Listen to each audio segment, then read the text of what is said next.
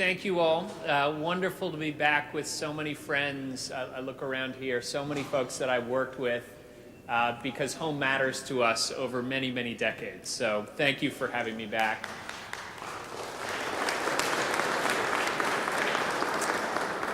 And I guess since the senator didn't sing, I don't have to eat 10 cupcakes, which I'm happy about. Now, if you told me it was a Coney Island hot dog eating contest as a New Yorker, I might have actually stepped up. But cupcakes, I'll pass on that. Maybe. I was reflecting a little bit, having been at the inception, maybe even in the delivery room of the Home Matters campaign. I was there a year ago when you all launched this, and I was reflecting on that event and that sense in the room I got from everybody that was there. As I look around the room tonight, looking in your faces and thinking about why is it that home matters to all of us? And what struck me, like so many other things, that you know when something really matters because of the experience of when it's gone. And I thought about walking the streets of New York City as a kid in the 1970s with homelessness exploding, and thinking to myself as I looked in the eyes of a family sleeping on the street, how can it be in the wealthiest city, in the wealthiest country on earth, that people sleep on our streets? I thought about the experiences I've had in the last 5 years in this job, visiting communities devastated by tornadoes, ripped apart by hurricanes, and seeing the look in families' eyes of just utter despair, to see not just their homes, but their entire communities gone in a few seconds. Thought about meeting young children on Native American reservations who literally couldn't get out of bed because their asthma was so bad, much less get to school and get ahead in life.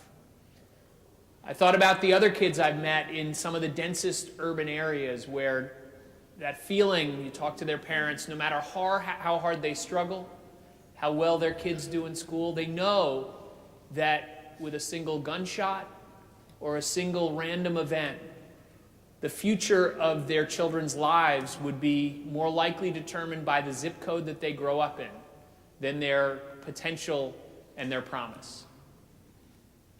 I thought about all those things and I thought, home really does matter.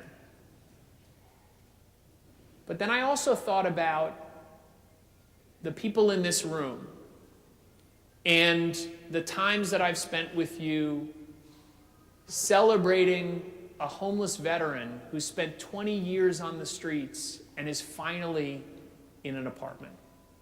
I thought about that family who 6 months earlier their life had been ripped apart by a hurricane, and working with you and dozens of volunteers come from around the country to that place to rebuild that home.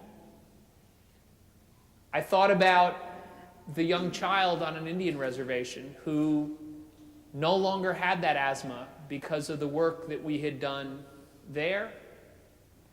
And I thought about the work that we're doing in promise zones across this country to make sure that that kid's future isn't determined by their zip code.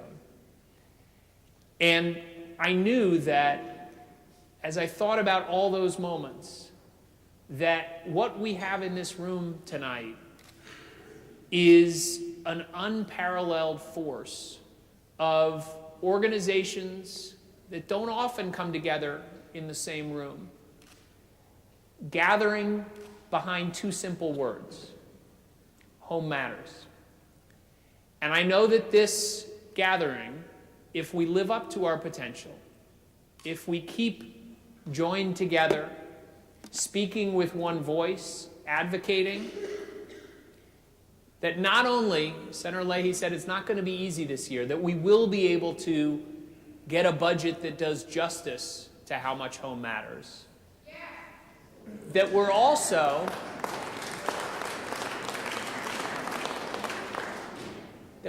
have the potential to get a housing finance reform bill that might add $5 billion a year to the investment that we all know is so important in housing around the country. That would be a once-in-a-generation victory if we could get that done. Amen.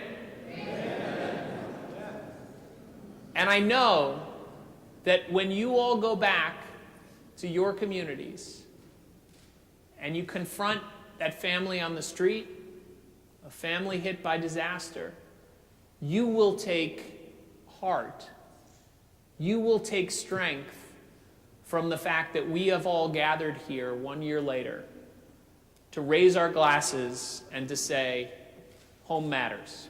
To all of you, to your work, thank you.